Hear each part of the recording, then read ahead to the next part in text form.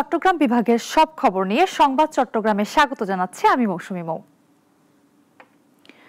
শারদীয় দুর্গাপূজার ছুটি শেষে জমে উঠেছে চট্টগ্রাম বিশ্ববিদ্যালয় কেন্দ্রীয় ছাত্র সংসদ ও হল হোস্টেল সংসদ নির্বাচনের প্রচার। ব্যস্ত সময় পার করছেন প্রার্থীরা, ভোটারদের কাছে পৌঁছানোর সর্বোচ্চ চেষ্টা করছেন তারা। একে আজাদের রিপোর্ট। চাকসু হল ও হোস্টেল সংসদ নির্বাচনে প্রচারণা প্রাণ ফিরেছে বিশ্ববিদ্যালয় ক্যাম্পাস। ভোটারদের দ্বারে দ্বারে ঘুরে প্রচার চালাচ্ছেন প্রার্থীরা। বিভিন্ন অনুষদের সামনে, রাস্তার মোড়, আবাসিক হল, রেল স্টেশন, শাটল ট্রেন সহ বিভিন্ন জায়গায় প্রচারণা চালাচ্ছেন তারা।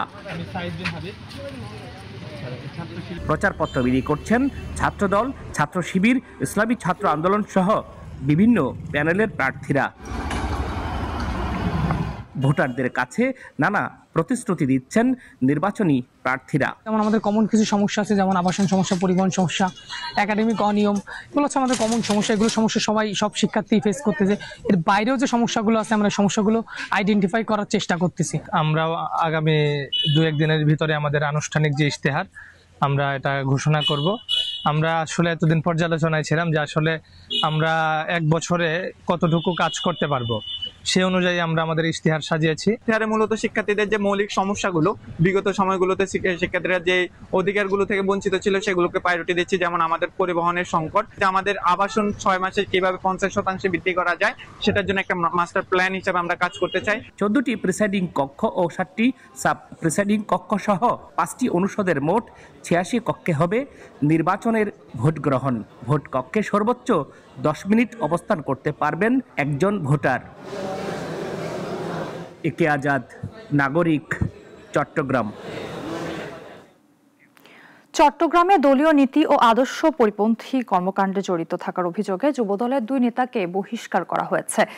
চট্টগ্রাম দক্ষিণ জেলা যুবদলের সহ সভাপতি মোকাম্মেল হক তালুকদার ও উত্তর জেলা যুবদলের যুগ্ম সাধারণ সম্পাদক রোকন উদ্দিন মেম্বারকে প্রাথমিক সদস্য পদ সহ দল থেকে বহিষ্কার করা হয়। দলের কেন্দ্রীয় কমিটির সহ দপ্তর সম্পাদক মিনহাজুল ইসলাম ভুইয়ার স্বাক্ষরিত এক বিজ্ঞপ্তিতে এ তথ্য জানানো হয়েছে। এতে বলা হয়, বহিষ্কৃত নেতাদের কোনো অপকর্মের দায়িত্ব নেবে না যুবদল। ফেনীর সোনাগাজীতে গ্রেপ্তারি পরোয়ানাভুক্ত আসামি ধরতে গিয়ে হামলার শিকার হয়েছে পুলিশ। এতে 6 সদস্য আহত হয়েছেন। একটি শটগান ও ওয়াকিটকি ছিনিয়ে নিয়েছে হামলাকারীরা। মঙ্গলবার উপজেলার আমিরাবাদের আহমদপুর গ্রামে এ ঘটনা ঘটে। পুলিশ জানায়, এএসআই সাইদুর রহমান ও এএসআই মোজাফফর হোসেন ফোর্স নিয়ে আসামি রিপন ও আরিফকে ধরতে যায়। এ সময় আসামি ও তাদের পরিবারের সদস্যরা দেশীয় অস্ত্র নিয়ে পুলিশের উপর হামলা চালায়। এ সময় একটি শটগান ও ওয়াকিটকি ছিনিয়ে নেয় তারা। আসামি যে আমাদের অস্ত্র ছিনিয়ে নিয়ে যায়, তার নাম হলো জাহিদুল ইসলাম রিপন। তাকে গ্রেপ্তার করি এবং তার হেফাজত হইতে আমাদের ছিনতাইকৃত ওয়াকিটকি এবং শটগানটি উদ্ধার করে জব্দ করে, এবং এই আমাদের পুলিশের উপরে আক্রমণ, মারধর, অস্ত্র ছিনতাই, সরকারি কাজে বাধা দান, এগুলোর বিষয়ে আমরা পরবর্তী আইনি প্রক্রিয়াধীন আছে। প্রবরণা পূর্ণিমায় ফানুস উৎসবের পর এবার রামুর বাকখালী নদীর বুকে হলো ঐতিহ্যবাহী কম্প জাহাজ উৎসব। শতবর্ষের এই উৎসব বৌদ্ধ সম্প্রদায়ের প্রবরণা পূর্ণিমাকে কেন্দ্র করে আয়োজিত হলেও এতে অংশ নেন নানা ধর্ম বর্ণের মানুষ। এবারের উৎসবে হাইটুপি, মোরংলোয়া, শ্রীকুল সহ 7টি গ্রামের কম্প জাহাজ ভাসানো হয়েছে। জাহাজগুলো সজ্জিত ছিল বাঁশ, বেত, কাঠ ও রঙিন কাগজে। শান্তি ও অহিংসার বার্তা ছড়াতে এতে সাঁটা হয় ফিলিস্তিনি পতাকা। এছাড়াও চারিদিক ছিল বুদ্ধ কীর্তন আর ঢোল কাঁসার ছন্দ। গেল দুর্গাপূজা, বিভিন্ন ধর্মের মানুষরা যে এখানে শান্তিপূর্ণভাবে ওনার ধর্মচর্চা করছেন, উৎসব পালন করছেন। বাংলাদেশ সরকার সার্বিক সহযোগিতা করে যাচ্ছে, আর্থিক অনুদান, নিরাপত্তা, এর মাধ্যমে আমরা একটা সম্প্রীতির বার্তা কেবল বাংলাদেশ নয় গোটা পৃথিবীতে আমরা দিতে চাই। এবং বাংলাদেশ যে আবহমান কাল ধরে আমরা হিন্দু, বৌদ্ধ, খ্রিস্টান, মুসলমান জাতিগোষ্ঠী একসাথে বসবাস করি, এটা পৃথিবীর জন্য একটা রোল মডেল। চাঁদপুরের মতলবে বাস খাদে পড়ে 11 জন আহত হয়েছেন। মতলব গৌরীপুর সড়কের ঘিলাতলি এলাকায় এ দুর্ঘটনা ঘটে। দমকল কর্মীরা জানিয়েছেন, জৈনপুর এক্সপ্রেস বাসটি নিয়ন্ত্রণ হারিয়ে উল্টে খাদে পড়ে যায়। তবে বড় ধরনের কোনো ক্ষতি হয়নি। ঘটনার সাথে সাথে চালক ও হেলপার বাস রেখে পালিয়ে যায়। স্থানীয়রা জানায়, মতলবের ফুটপাথহীন এই রাস্তায় ভয়ানক বেশ কিছু বাঁক থাকায় মোড়গুলোতে এক পাশ থেকে আরেক পাশ দেখা যায় না। এতে ঝুঁকি নিয়েই চলাচল করতে হয় পথচারী সহ ছোট যানবাহনগুলোকে। প্রায়ই দুর্ঘটনা ঘটে।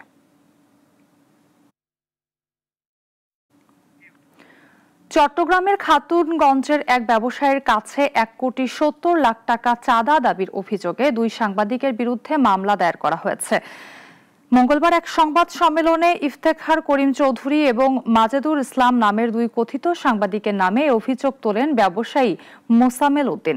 চাঁদা না দিলে সোশ্যাল মিডিয়ায় ভিডিও প্রচার করে সম্মান ক্ষুণ্ণ করার হুমকিও পেয়েছেন বলে অভিযোগ করেন ব্যবসায়ী।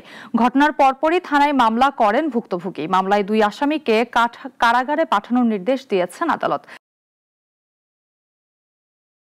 চট্টগ্রামের হাটহাজারী উপজেলার মদুনাঘাট বাজারে অস্ত্রধারীদের গুলিতে মোহাম্মদ আব্দুল হাকিম নামে এক ব্যবসায়ী নিহত হয়েছেন। মঙ্গলবার সন্ধ্যায় রাউজান থেকে চট্টগ্রামে ফেরার পথে তাকে গুলি করে সন্ত্রাসীরা। আহত অবস্থায় হাসপাতালে নেন স্থানীয়রা।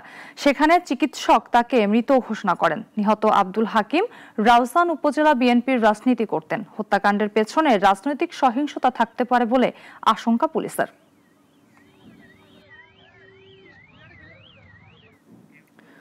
চট্টগ্রামে সম্প্রতি টেলিভিশন সাংবাদিকের উপর হামলার ঘটনায় জড়িতদের বিরুদ্ধে দলমতের ঊর্ধ্ব থেকে আইনানুগ ব্যবস্থা নেওয়া হবে জানিয়েছেন চট্টগ্রামের পুলিশ সুপার সাইফুল ইসলাম সান্তু।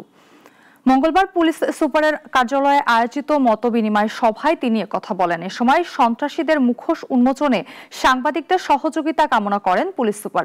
সভায় অতিরিক্ত police super Sirajul Islam, senior সাংবাদিক সালেহ নোমান, শাহনেওয়াজ রিটন সহ অনেকেই বক্তব্য রাখেন। সভা শেষে চট্টগ্রাম টেলিভিশন রিপোর্টার্স নেটওয়ার্ক থেকে পুলিশ সুপারকে স্মারকলিপি দেওয়া হয়।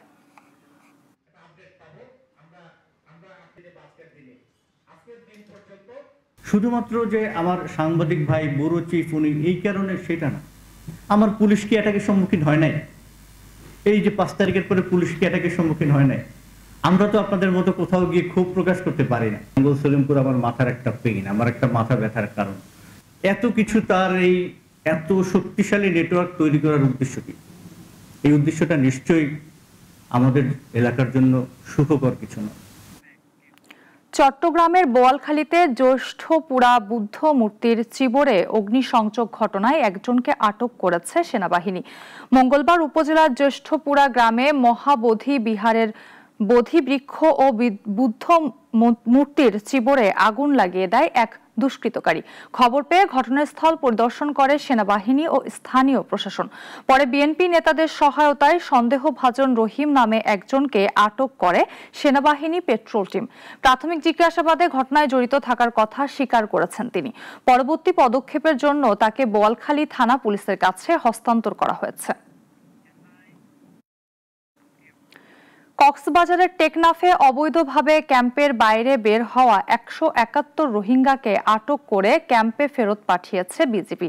মঙ্গলবার দিনভর দমদমিয়া ও নাইটাপাড়া এলাকায় স্থায়ী ও অস্থায়ী 2টি চেকপোস্টে তল্লাশি অভিযান চালায় বিজিবি। এ সময় 88 জন পুরুষ ও 50 জন নারী ও 33 জন শিশু সহ মোট 171 রোহিঙ্গাকে আটক করা হয়।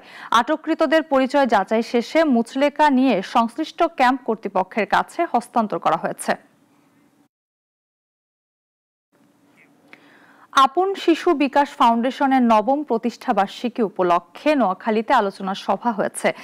বিআরডিবি মিলনায়তনে আয়োজিত এই সভায় মুখ্য আলোচকের বক্তব্য রাখেন সংগঠনটির প্রতিষ্ঠাতা চেয়ারম্যান ডাক্তার সুলতানা রাজিয়া। বলেন, বিজ্ঞান ও তথ্য প্রযুক্তির যুগে বিশেষ চাহিদা সম্পন্ন শিশুদের তান্ত্রিক ও কবিরাজের মাধ্যমে অপচিকিৎসা থেকে বের হয়ে আনতে হবে। বলেন, তাদের জন্য যথাযথ চিকিৎসা নিশ্চিত করতে হবে। অতিরিক্ত জেলা প্রশাসক মোহাম্মদ ইসমাইল সহ সংশ্লিষ্টরা এ সময় উপস্থিত ছিলেন। আমাদের এই অজ্ঞতা এই কুসংস্কার এত দূর দিয়েছে যে আমি যখন বিভিন্ন ইউনিয়নে যাই, বাচ্চা চোখে তাকায় না, বাচ্চা কথা বলে না, বাচ্চা অতিরিক্ত চঞ্চল, হাইপার, এই বিষয়গুলা, বাচ্চা থাম সাকিং করে, আঙুল চষে, এটা একটা প্রবলেম। এগুলো বোঝাতে আমাকে অনেক বেগ পড়াতে হয়েছে। ইভেন এখনো আমাদের অনেক অভিভাবক বলেন যে না ম্যাডাম এগুলো কোনো অসুখ না, মুরব্বীরা বলছে এগুলো এরকম হয়, একটু বড় হলে ঠিক হয়ে যাবে। কক্সবাজারের উখিয়ায় শাহজাহান হত্যা মামলার প্রধান আসামি ও টাস্কফোর্স তালিকাভুক্ত কুখ্যাত ইয়াবা গডফাদার মনির হোসেন ওরফে মনির প্রকাশকে আটক করেছে বিজিবি।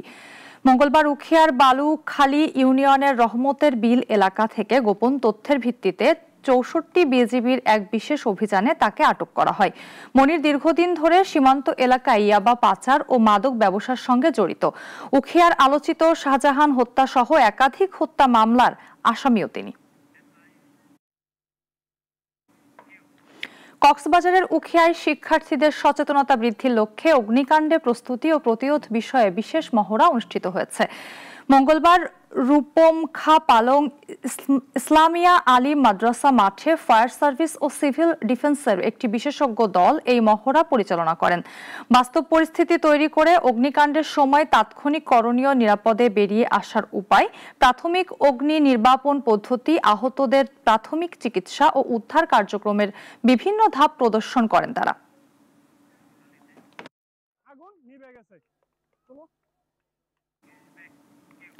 এখন এ পর্যন্তই। চট্টগ্রাম বিভাগের সব খবর নিয়ে প্রতিদিন দুপুর ১টায় থাকছে সংবাদ চট্টগ্রাম। এরপর বিকাল ৪টায় বিশ্বের ঘটে যাওয়া সব ঘটনা নিয়ে নাগরিক সারা বিশ্ব দেখার আমন্ত্রণ রইল। সবাইকে ধন্যবাদ।